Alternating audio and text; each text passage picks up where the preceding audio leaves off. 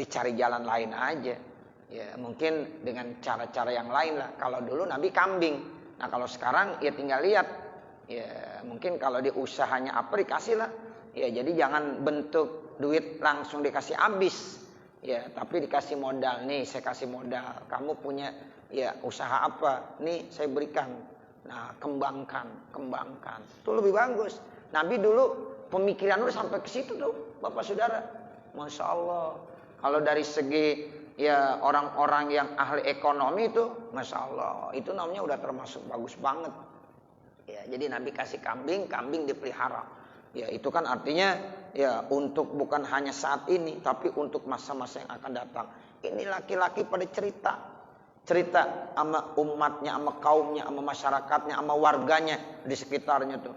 Udah masuk Islam aja enak loh. Kalau masuk Islam memang kenapa Nabi Muhammad orangnya begitu dermawan. Saya diberikan ya sesuatu yang tidak bisa mengkhawatirkan miskin dah. Nah, seperti itu. Wa in kana ar-rajulu la yuslimu ma yuridu ila dunya. Ini wa in di sini namanya innya mukhaffafah minas sakilah. Kalau kita belajar ilmu nahwu. Jadi asalnya wa innahu dan sesungguhnya kelakuan. Kalau di Jawa tuh kayak ngaji wa innahu dan sesungguhnya ya kelakuan. Hu-nya domir sya'an namanya. Wa innahu. Ya, dan sesungguhnya adalah laki-laki itu la yuslimu, sungguh dimasuk Islam mayuridu ila dunya. Ya dia masuk Islam memang tujuannya dunia supaya dapat sesuatu dari Nabi. Pamayal basu namun tidak lama illa yasiron kecuali sebentar. Itu sekedar motivasi sebentar doang. Tapi setelah itu hatta yakunal islamu ahabba ilaihi minad dunya wa ma 'alaiha. Sehingga Islam itu akan lebih dicintai kebanding daripada dunia dan isinya. Awal-awal motivasinya begitu emang. Ya karena cerita tuh ya orang Baduy, namanya orang Baduy, orang Arab kampung, cerita, oh enak masuk Islam aja, nanti dapat hadiah dari Nabi. Ini saya dapat kambing. Nah, seperti itu. Cerita-cerita semua. Sehingga akhirnya mereka banyak yang masuk Islam walaupun motivasinya awal dunia. Ya kan motivasinya supaya dapat apa? Dapat hadiah dari Nabi. Tapi kata Nabi itu enggak lama. Ya setelah itu dia benar-benar menghabiskan segala hidup dan kehidupannya untuk Islam. Ya, jadi Islam lebih dicintai kebanding daripada dunia dan isinya. Makanya kalau awal-awal enggak apa-apa. Ya kita ngasih motivasi. Siapa yang ngaji dikasih amplop berapa? Ya 100.000 datang semuanya dah. Ya dapat 100.000. Ya sekali dua kali setelah itu nggak dikasih lagi. Tapi dia udah merasakan nikmatnya ngaji. Ya terus ngaji. Cuma nggak ada yang ngasih masalahnya. Nah seperti itu. Jadi ini namanya motivasi. Jadi motivasi awalnya dunia dulu nggak apa-apa. Tapi setelah itu insya Allah dia akan merasakan bagaimana nikmatnya, lezatnya iman. Ya sehingga Islam itu dirasakan lebih dicintai kebanding daripada dunia dan isinya. Itu begitu. Makanya kalau ngaji ada makanannya lebih bagus. Ada lontong satu, pastel satu, iya. Nah itu lebih bagus. Supaya enak tuh ngaji di Al-Barokah. Ada jaburannya. Nah seperti itu. Ya, nah begitu. Tapi ini awal untuk memotivasi doang. Ada nasi uduk, sarang standing misalnya. Nggak usah sama apa-apa. Sama deng-deng aja ya. Nah begitu. Jadi nasi uduk sama deng-deng. Udah situ aja. Nggak usah yang lain. Ya, udah cerita dah, oh enak. Ya, ngaji di Mushola Al-Barokah pakai nasi uduk, standing sama deng-deng. Nah, begitu. Ya, ini artinya ya motivasi. Awalnya dunia, tapi suatu saat dia tidak lagi ngelihat itunya. Ternyata ngajinya. Tuh. Jadi mereka pada masuk Islam tuh, Bapak Ibu Saudara. Dibilang enak kalau masuk Islam, dapat hadiah dari Nabi. Nah, setelah itu kata Nabi, ya enggak lama. Ya, motivasi seperti itu sebentar doang. Akhirnya apa nih? Hatta yakunal Islam ahabba ilaihi minad dunya wa ma 'alaiha. Sehingga Islam itu lebih dicintai ya kebanding daripada dunia dan isinya. Jadi kita begitu, Pak. Ya kalau kita namanya udah lama Islamnya, enggak perlu ada motivasi seperti itu udah. Ini yang baru-baru yang mereka ya. Kalau kita udah enggak perlu dikasih motivasi lagi. Ya karena apa? Ya karena memang kita udah lama. Ya, nah seperti itu. Bagi mereka-mereka yang memang belum paham, ya mereka kadang-kadang kenalnya kan cuma ya dunia. Kalau pakai dunia enak. Nah itu boleh dipancing dengan dunia. Nanti mereka akan terpengaruh. Nah setelah itu insya Allah nanti agama yang lebih dicintainya. Nah kalau bapak ibu saudara mah ya udah yakin bener ya bahwa tanpa dikasih embel-embel yang lain juga ya itu udah yakin bahwa ngaji itu nilainya begitu besar. Ya, bahkan diumpamakan kita hadiri majelis ilmu itu seperti kita hadir di satu taman daripada taman surga. Dan kita yakin orang yang hadiri majelis ilmu nilainya lebih besar daripada kita sholat 1000 rakaat. Ya. Kalau saya tanya sama bapak sama ibu, kira-kira kita mampu sholat 1000 rakaat? Enggak mampu. Ya, sholat malam kita palingan berapa rakaat sih? Ya 2, 4, 6, 10. Sholat witir 11 rakaat ada nggak yang ngerjain? Coba nunjuk. Yang sholat witirnya 11 rakaat coba nunjuk. Enggak ada. Ya, saya pikir ada kali. Ya, itu sholat witir mestinya 11 rakaat. Ya. Tapi kita jarang yang bawa 11 rakaat. Bawanya rata-rata berapa? 3. Itu pun 3 di bulan Ramadan doang. Ya, iya kan? Banyak orang sholat witirnya di bulan Ramadan doang ya. Iya. Tapi yakin jamaah Al Barokah udah tiap malam mengerjakan sholat witir ya. Amin ya robbal alamin. Itu seperti itu. Ya, ini rawahu Muslim. Ini hadis riwayat daripada Imam Muslim. Wa ana Umar radhiyallahu, dan dari sahabat Umar radhiyallahu anhu qala, beliau berkata, qasama Rasulullah sallallahu alaihi wasallam qasman. Rasulullah sallallahu alaihi wasallam pernah ya membagi satu bagian. Fakultu, maka saya bilang, ya Rasulullah, la ghairu haula'i kanu ahaqqa bihi minhum. Sungguh selain daripada mereka itu lebih berhak kebanding daripada mereka. Jadi Nabi pernah enggak membagi ya bagian-bagian tuh sesuatu kepada satu kaum. Lalu ada yang protes dari sahabat. Kata sahabat, ya Rasulullah, sebenarnya ada lagi yang lebih berhak kebanding daripada mereka. Kok kenapa Rasulullah bagi mereka? Sebenarnya ada kelompok lain yang lebih berhak daripada mereka. Qala, lalu Nabi jawab. Nabi jawab dengan santun. Nabi bilang begini, innahum khayyaruni baina ayas aluni bil puhsi. Sesungguhnya mereka ya itu akan menawarkan kepada saya ya baina ayas aluni bil puhsi, ya antara mereka meminta kepada saya dengan paksa, au fa'utiyahu, maka saya berikan kepada mereka, au yubakhiluni, atau mereka menganggap ya saya ini bakhil, pelit, walastu bibakhilin, sementara saya bukan pelit. Jadi kelompok ini kenapa saya kasih? Ya walaupun ada kelompok lain yang memang lebih pantas dan lebih berhak. Kata Nabi, ini kelompok ini agak keras. Ya, kalau nggak dikasih, mereka akan minta secara paksa. Tuh begitu. Mereka akan meminta secara paksa. Atau kalau seandainya mereka ya enggak minta secara paksa, nanti mereka menuduh saya pelit. Itu Nabi bakhil, itu Rasulullah pelit. Nah begitu. Jadi ini kelompok yang begini harus diselamatkan dulu. Ya makanya biarin kita bagi dulu nih dia. Nah kelompok lain walaupun dia punya hak, tapi dia enggak begitu sifatnya. Sehingga Nabi memberikan infak sodako ini tujuannya untuk supaya ya membenarkan dari sikap dan perilaku masyarakat yang model begini. Ya karena kalau enggak dikasih nanti dia minta-minta secara paksa. Maklum orang Baduy. Ya Arab Baduy kan begitu kadang-kadang. Ya jadi kasih aja udah.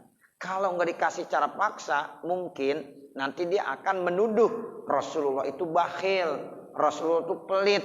Nah kalau dicerita sama teman-temannya Rasulullah pelit, nah mereka makin menjauh dengan Rasulullah. Nah ini namanya dakwah. Ya jadi Nabi itu ya begitu cara dakwanya, udah berikan sehingga mereka merasa nyaman. Ya merasa bilang, oh Rasulullah itu orang yang dermawan. Ya, itu seperti itu. Enggak dibilang pelit Rasulullah.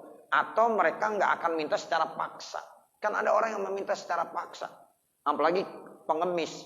Pengemis Pak, kalau udah minta nggak dikasih, kemudian dipaksa dengan nama Allah, wallahi billahi, maka kewajiban kita untuk memberi. Ya, jangan sampai nggak memberi. Ada pengemis minta, nggak ngomong pakai wallahi billahi, kita bilang mohon maaf, ya itu masih boleh. Tapi kalau bilang wallahi demi Allah, saya perlu banget nih Pak Haji, ya saya udah nggak punya apa-apa nih wallahi. Nah kalau udah begitu tuh, Bapak punya tanggung jawab untuk memberikan. Ya, kalau Bapak enggak memberikan itu dosa Bapak.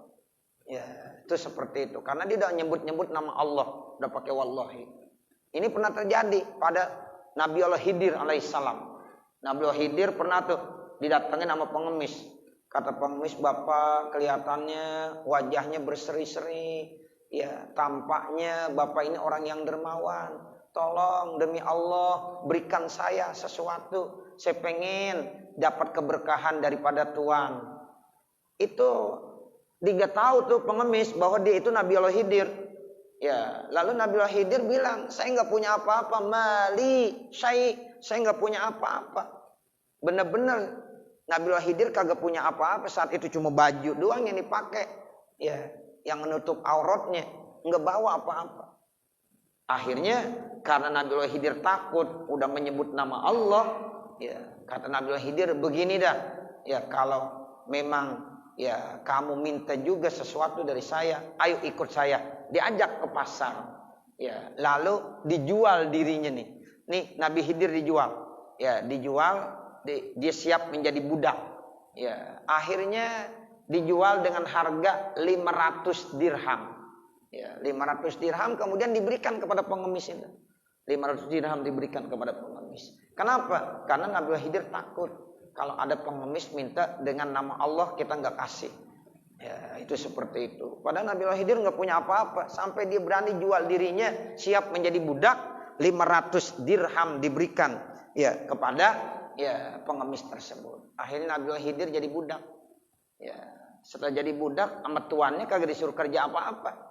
Kenapa? Karena memang Nabi Khidir udah tua. Ya, kondisinya udah tua. Kata tuannya, bagaimana saya mau nyuruh? Ya, kerja. Orang udah tua begini. Ya, ada kerjaan mindahin batu tuh. Batu gede. Ini nggak bisa dipindahin kecuali oleh 6 orang. 6 orang ini pun mesti 1 hari. 1 hari. Ya, mindahinnya. Akhirnya tanpa basa-basi, orang lagi nggak ada. Tuh Nabi Khidir pindahin tuh batu. Ya, pakai tangannya doang begini Nabi Khidir. Pindah batu itu ke tempat yang diinginkan. Ya. Kaget tuh. Siapa yang mindahin ini batu? Ini batu nggak akan bisa pindah kecuali 6 orang yang bawa gotong. Dan itu makan waktu yang cukup lama, sedikit sampai 1 hari. Ya, karena begitu beratnya. Tapi Nabi Khidir cuma pakai telunjuk doang. Masya Allah. Ya Nabi Khidir. Ya, nah seperti itu. Akhirnya ditanya-tanya. Cerita tuh Nabi Khidir. Ya, akhirnya sama tuannya dimerdekain lagi. Ya, karena beliau adalah Nabi Allah Khidir alaihis salam. Sampai begitu Bapak Saudara. Iya. Iya, pokoknya dia mah doa mah udah tiap hari dibaca. Ya, sehingga nggak perlu pakai doa lagi udah. Dengan izin Allah. Ya, orang yang baca doa kan yang dulunya belum baca doa. Dia udah tiap hari. Ya, seperti itu. Kagak. Jadi itu keistimewaan Nabi Allah Khidir alaihissalam. Ya, makanya Khidir itu kan ya satu lakob, bukan nama. Ya, Khidir itu artinya hijau. Jadi kalau ada tempat, apalagi rumah didatengin sama Nabi Allah Khidir, maka rumah itu akan ya tumbuh subur, sejahtera, barokah. Ya, karena Khidir itu artinya hijau. Hijau itu kan melambangkan kesuburan. Sementara namanya Balya bin Malkan. Tuh, jadi Nabi Allah Khidir itu kalau ditanya, ya siapa namanya? Balya bin Malkan. Bukan, ya Balya, ya Balya bin Malkan. Malkan bapaknya, ya Balya namanya. Jadi Nabi Allah Khidir namanya Balya, Balya bin Malkan. Tapi rata-rata orang banyak yang nggak kenal. Ya, jadi orang kenalnya Nabi Khidir. Siapa nama Nabi Khidir? Ya Khidir gitu. Padahal Khidir itu lakobnya. Ya, namanya Balya bin Malkan. Nah, seperti itu. Nah ini jadi Nabi ya memberikan itu karena apa? Karena memang nih posisi masyarakat ini beda. Ya kalau enggak dikasih dia akan minta secara paksa. Atau ada yang lain yang dikerjakan. Nabi akan dituduh menjadi apa? Menjadi orang yang bakhil. Sementara Nabi bukan orang yang bakhil. Ini hadis riwayat Imam Muslim. Kemudian hadis selanjutnya.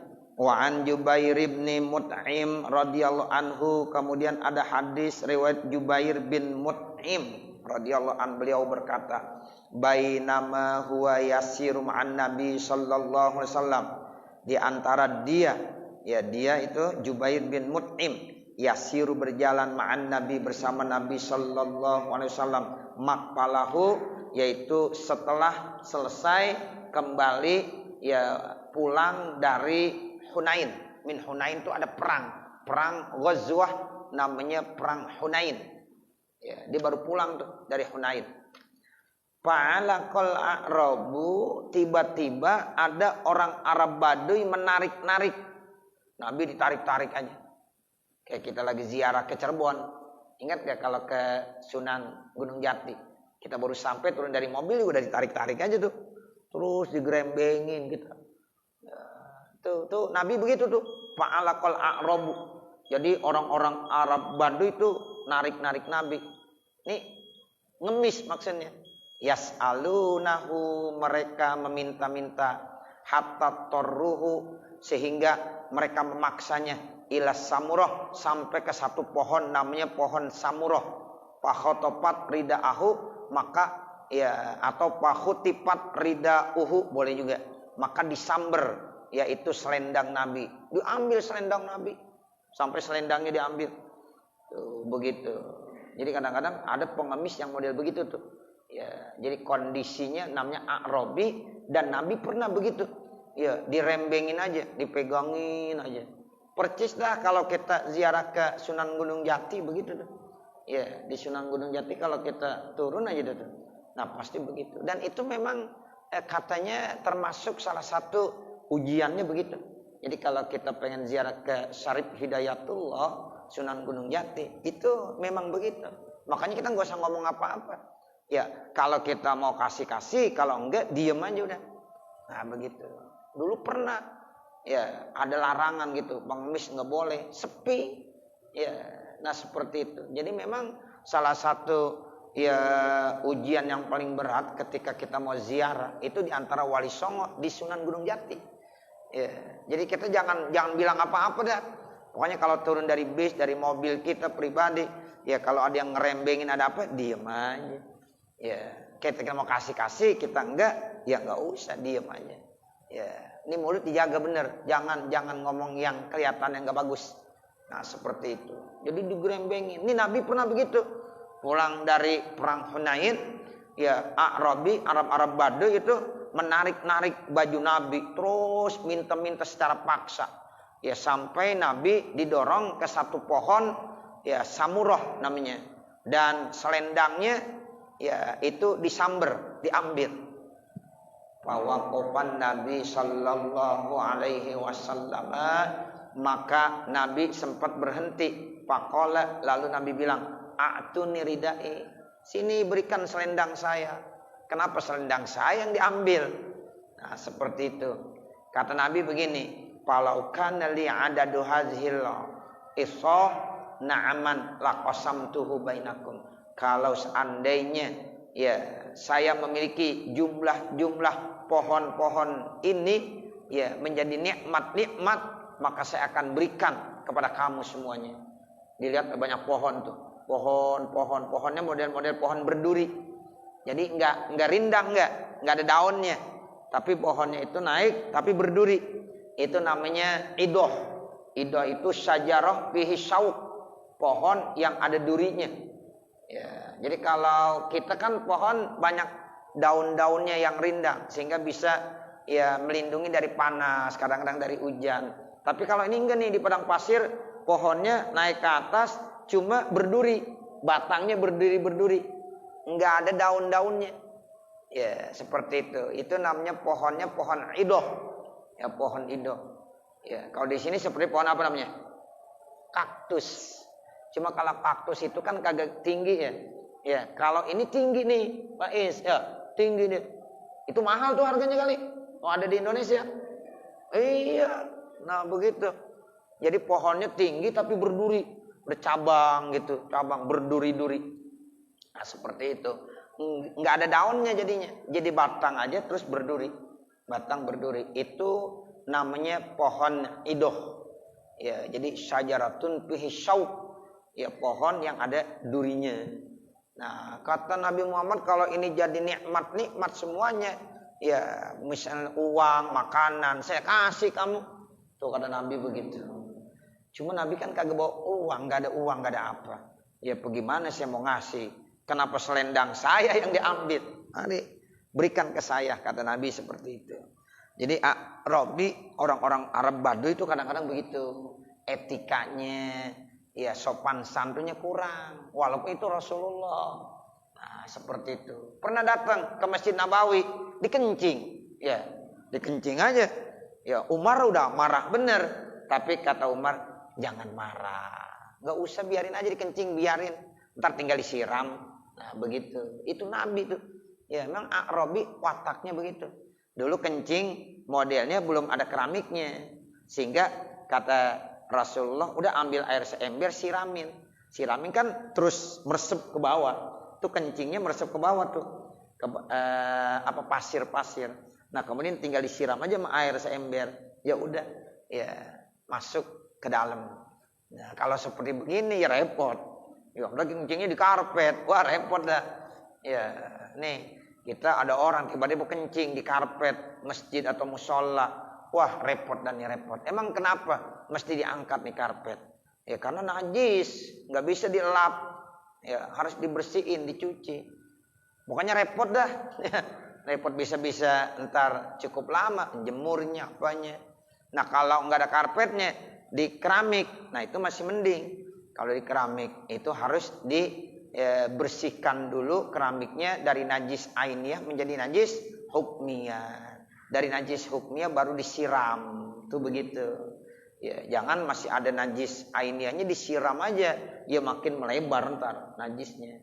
Jadi ilangin dulu najis ainiyahnya, kemudian sudah menjadi najis hukmiyah, baru disiram dengan air. Itu cara mencuci najis.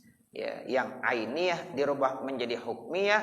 Ya, kalau hukmiyah itu berarti udah rasanya nggak ada, warnanya udah nggak ada, baunya udah nggak ada, tapi masih ada najisnya. Itu najis hukmiyah, baru disiram dengan air. Nah, begitu caranya. Ya. Ini kadang-kadang kita juga nggak paham di rumah. Anak kita pipis, cucu kita pipis di lantai. Kadang-kadang dielap doang. Terus dielap pakai ember, dikucek-kucek pakai ember. Dielap lagi di dalam ember itu airnya jadi najis. Terus dikucek lagi, ganti lagi embernya, kucek-kucek lagi. 1000 kali ganti. 1000 kali ya ganti di ember itu, walaupun pakai rinso, pakai sabun, pakai pewangi, tetap masih najis. Kenapa? Karena najis nggak bisa dielap. Tuh begitu Bapak Saudara. Kalau najis itu mestinya diapain? Disiram. Tapi ya jadikan dulu menjadi najis hukmiyah. Kalau udah najis hukmiyah baru. Contoh gampangnya begini. Ada tai atau kotoran ayam di depan situ tuh. Di depan. Ya, ini kan najis. Bagaimana caranya? Jangan disiram air aja. Jangan disiram. Ambil tisu. Itu kotoran ayamnya, ambil tisu, buang ke tisu, buang ke tempat sampah. Terus ambil tisu lagi yang bersih. Kalau kata orang kampung baru digebeg. Ya. Terus dilapin, buang lagi. Ambil lagi tisu, gebeg lagi. Nah, udah nggak ada najisnya, rasa, warna, bau udah nggak ada, baru ambil air.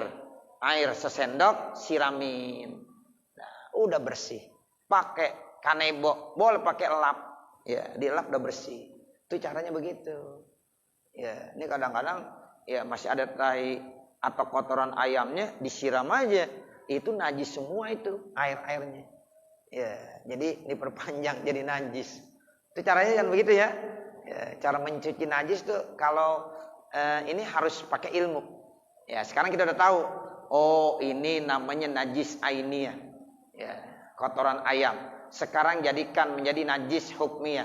Ambil ya tisu atau sejenisnya, buang dulu kotorannya ke tempat sampah. Terus bersihin pakai tisu, buang lagi. Terus udah bersih semuanya, ya udah nggak ada bau rasa, warna. Nah, baru ambil air, siram. Dan airnya udah kagak najis. Ya, tinggal dilap pakai kanebo atau pakai lap biasa. Ya, begitu caranya. Ya. Jadi ya begitu Bapak Saudara. Ya, akhirnya ya siapa? Ya orang yang tadi tuh yang narik-narik selendang Nabi, kata Nabi begitu, sini berikan. Kata Nabi, seandainya ini jadi nikmat-nikmat berupa uang dan lain sebagainya, saya akan berikan kepada kamu semuanya. Ya, summa la tajiduni bakhiran, sehingga kamu tidak mengatakan ke saya ini orang bakhil, wala kazzaban, dan saya ini bukan pendusta, wala jabanan, dan juga bukan penakut. Sehingga kamu katakan kepada saya ini ya bukan orang bakhil, saya ini bukan pendusta, saya ini bukan penakut. Ini rawahul Bukhari. Jadi hadis ini riwayat Imam Bukhari. Nah, makanya ada seorang di dalam salah satu hadis dijelaskan tuh, ada orang begitu baik hatinya, ada setumpuk pasir. Ada setumpuk pasir, dibilang begini, seandainya setumpuk pasir ini menjadi beras, maka saya akan bagikan beras ini kepada orang-orang fakir dan miskin. Begitu dong dia ngomongnya. Allah kasih sayang, orang itu dikasih pahala besar. Ya, seperti dia memberikan tumpukan pasir itu beras dan diberikan kepada orang fakir miskin. Tuh, makanya tuh kita begitu. Ya, kalau nggak punya apa-apa tuh kita ngomong aja sama Allah, ya Allah. Ya, ini ada pengemis, seandainya saya punya duit, saya akan kasih nih. Ya Allah, ini seandainya pasir ini menjadi beras, maka saya akan berikan kepada mereka yang membutuhkan. Itu niat-niat begitu aja udah dicatat. Iya, dicatat. Ya, tapi bener, ini di rumah banyak banget duit, pelit bener ya. Jangan, nggak boleh. Jadi kita harus benar-benar tuh mempergunakan nikmat-nikmat Allah dengan sebaik-baiknya.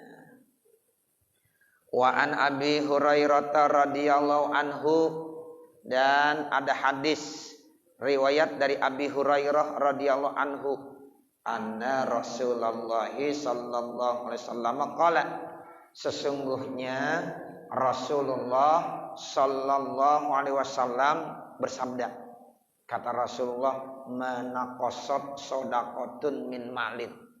Ya, kata Nabi, sodakoh tidak akan mengurangi harta seseorang. Sodakoh tidak akan mengurangi harta seseorang. Ini kata Nabi. Kita punya uang 100.000, ada kotak amal lewat di Mushola Al Barokah, kita berikan misalnya 20.000, itu bukan berarti duit kita kurang jadi 80.000. Salah. Duit kita malah bertambah. Itu 20.000 dikali 10 jadi 200.000 tambah. Tuh begitu. Jadi jangan kita punya pikiran uang 100.000 diambil 20.000 untuk sodako jadi kurang. Itu hitungan matematik begitu. Tapi ternyata hitungan sodako malah bertambah. Duit kita jadi 200 tambah 80, 280.000. Ya, ini yang kata Nabi, manaqasat sodakotun min malid. Jadi sodako itu tidak mengurangi harta yang kita miliki. Bahkan dalam hadis yang lain dibilang bal yazdad 3 kali. Akan tetapi harta itu semakin bertambah. 3 kali Bapak Saudara. Sampai ngomongnya begitu. Makanya kita jangan ya punya pikiran yang macam-macam dengan sodako. Wah, duit saya jadi kurang. Enggak. Ya yakin. Insya Allah harta kita semakin bertambah.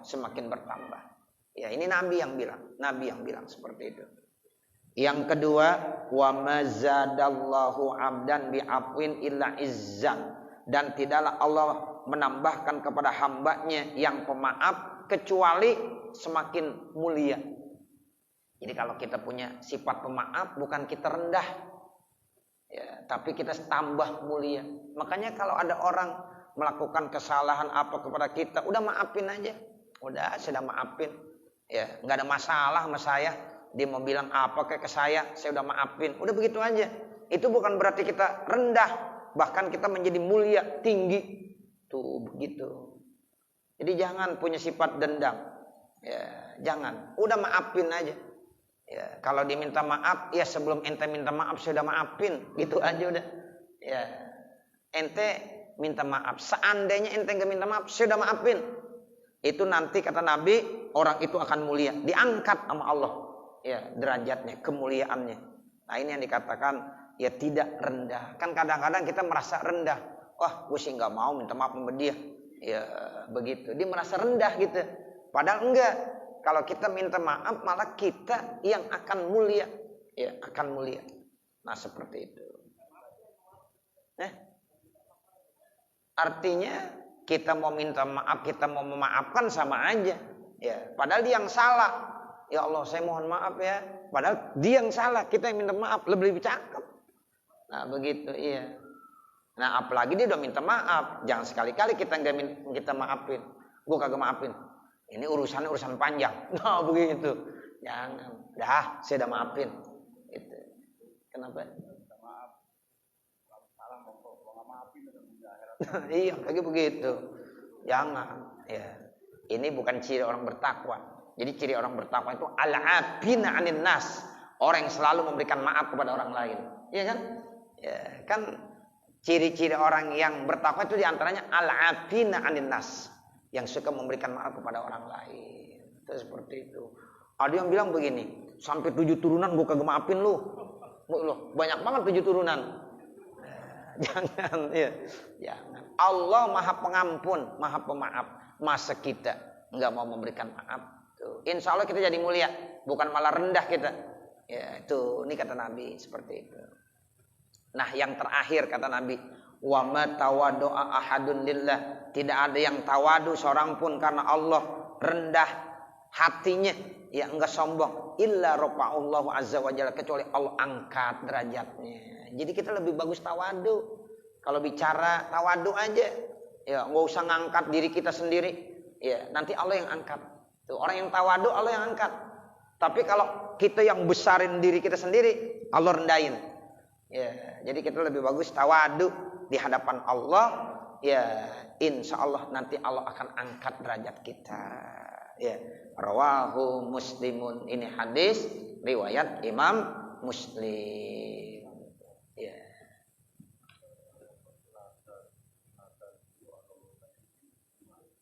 Maksudnya?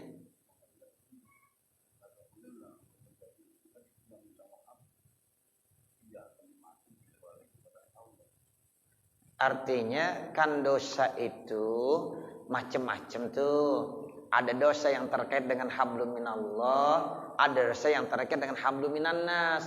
Kalau kita melakukan dosa kepada Allah, minta maafnya sama Allah. Tapi kalau kita melakukan kesalahan sama orang, sama manusia, sama teman, sama saudara-saudara kita nih, teman-teman kita, ya minta maafnya sama saudara-saudara kita. Jangan kita minta maaf, ya Allah, saya dulu pernah melakukan kesalahan sama Pak Haji Ahmad, tolong dong maafin saya ya Allah. Ya jangan begitu. Saya datang ke rumah Pak Haji Ahmad, Pak Haji, mohon maaf, kemarin saya ya keliru, salah, ya mohon dimaafin. Nah itu, ya, begitu. Iya, ya minimal ditemuin, atau kagak ditemuin pakai WA aja dah. Assalamualaikum, Pak Haji, mohon maaf, saya malu datang misalnya. Ya minimal saya WA, udah cakep juga. Ya WA udah cakep. Sah. Iya. Nah kita tinggal baca aja. Tapi kalau kita kagak baca-baca, ya belum dimaafin berarti. Pas mau dibaca, oh iya Wahyu udah minta maaf sama saya. Wah sebelum Wahyu minta maaf, saya udah maafin Wahyu. Nah gitu. Beres gak kira-kira? Beres sudah. Begitu aja. Ya. Jadi kita enggak rendah tuh. Mudah-mudahan kita jadi mulia. Jadi mulia. Seperti itu. Saya kira ini Bapak Ibu Saudara, ya mudah-mudahan apa yang kita baca ada manfaatnya. Nanti baru kita lanjutkan ke hadis, agak panjang ini hadis yang selanjutnya kita bahas pada 2 minggu yang akan datang. Mudah-mudahan ya kehadiran kita senantiasa selalu mendapatkan ridha Allah Subhanahu wa taala. Wa sallallahu ala sayyidina Muhammadin wa ala alihi wa sahbihi wasallam. Walhamdulillahi rabbil alamin. Al-Fatihah. A'udzu billahi minasyaitonir rajim. Bismillahirrahmanirrahim. Alhamdulillahi rabbil alamin. Ar-Rahmanir Rahim. Maliki yaumiddin. Iyyaka na'budu wa iyyaka nasta'in. Ihdinas siratal mustaqim. Siratal ladzina an'amta 'alaihim ghairil maghdubi 'alaihim waladdallin. Rabbighfirli wa liwalidayya. Amin. Bismillahirrahmanirrahim. Alhamdulillahi rabbil alamin. Hamdan yuwaffi ni'amahu wa yukafi mazidah. Ya Rabbana lakal hamdu wa lakas syukru kama yanbaghi li jalali wajhikal karim wa azim sultanik. Allahumma salli ala sayyidina Muhammad wa ala ali sayyidina Muhammad. Allahumma inna nas'aluka ridhaka wal jannah wa na'udzubika min sakhatika wan nar. Rabbana hab lana min azwajina wa dzurriyyatina qurrata a'yun waj'alna lil muttaqina imama.